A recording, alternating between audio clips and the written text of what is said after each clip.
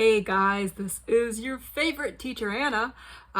This is Math Grade 3, Day 2 of our home learning, which would be Tuesday, May 25th. All right, so we're in this book, and we are still doing the unit on positions, the maps and grids, cardinal directions, north, south, east, and west, which I realized last time I was kind of doing backwards, and same thing with clockwise and anti-clockwise. So clockwise goes this way and anti-clockwise goes this way. Yes, I realized when I was watching the video last time, like, that doesn't look the same. It's not right. Anyway, so this is a little bit strange for a math class, but this is a little bit of a strange week. I found a story that I have that I kind of forgot about. This is Dr. Seuss. You might have seen him before. He has a lot of books and he does a lot of rhymes and silly words and that kind of thing. And in this book, there is a story called The Zacks. And The Zacks does have things about north and south, and it's kind of funny. So we are going to read this story today. One thing about Dr. Seuss, he likes to rhyme and he also likes to make up silly words. So like this word, the Zacks, that's not anything. That doesn't really mean anything. There is the boy's name Zach, which is usually spelled Z-A-C-K or Z-A-K. This is spelled Z-A-X. So what is a Zacks? It is this thing and this thing. So like the English vocabulary is a little bit goofy, but you'll get the point about the story, okay? So here we go. One day, making tracks in the prairie of Prax, came a north-going Zacks and a south-going Zacks. Okay. And it happened that both of them came to a place where they bumped.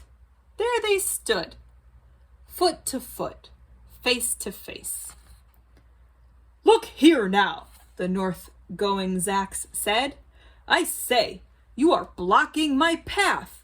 You are right in my way. I'm a north-going Zacks, and I always go north.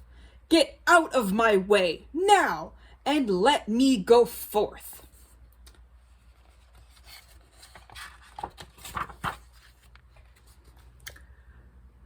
"Who's in whose way?" snapped the south-going Zacks. "I always go south, making south-going tracks. So you're in my way, and I ask you to move and let me go south in my south-going groove." Okay. Then the north-going Zacks puffed his chest up with pride. "I never," he said, "take a step to one side, and I'll prove to you that I won't change my ways if I have to keep standing here 59 days. "And I'll prove to you," yelled the south-going Zacks, "that I can stand here in the prairie of Pax for 59 years, for I live by a rule that I learned as a boy back in south-going school. Never budge, that's my rule. Never budge in the least. Not an inch to the west, not an inch to the east.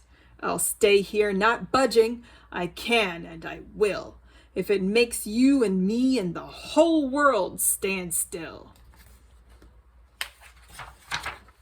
Well, of course the world didn't stand still. The world grew. In a couple of years, the new highway came through, and they built it right over those two stubborn Zacks and left them there, standing, unbudged in their tracks. The end. Okay. So, north and south. South and north, opposite of each other. And yeah, that's kind of just for fun.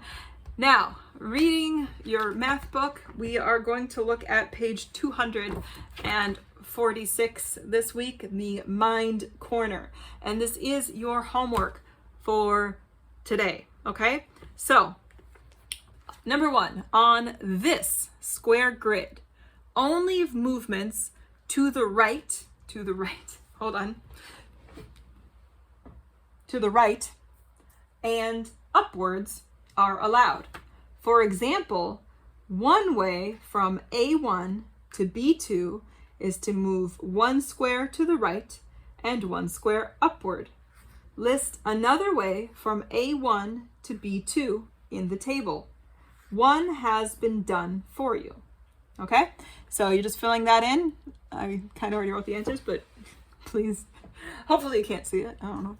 All right, how many ways are there from A1 to B2? So you need to answer that question. How many ways can you go from A1 to B2? Letter B, one way from A1 to C3. So again, looking at this grid, A1 is here, C3, C is here, 3 is here, together up here in this corner. One way to move from A1 to C3 is to move 1 square to the right, then 2 squares upwards, then 1 square to the right. List down 3 other ways from A1 to C3 in the table. So one has been done for you. So they go A1 to B1 to B3 to C3. So you need to write down the new grid square when you change direction. So if you're going right, so they say you go right to B1 and then up to B3 and then right to C3. So they don't need to say B2 because that's the same direction, okay? So you only write the grid square when you're changing which way to go. All right, so how many ways are there from A1 to C3? Okay, so write down 3 ways to get there. That one will be longer. And then write down how many ways there are to get there, okay? All right, that is all for math for Tuesday, May 25th. On Thursday, I think we are going to review this unit and go through the answers to your homework from yesterday, from last class, because we didn't do that yet, right? Yeah, so we'll go through the answers to page 245 and 246 and just do a bit of review. And then if we get to come back next week, we'll have a test on this next week. And if not, I guess we're going to learn how to do it online or something. We'll see what happens. All right, so have a good Tuesday, guys, and that's all. See you next time. Bye.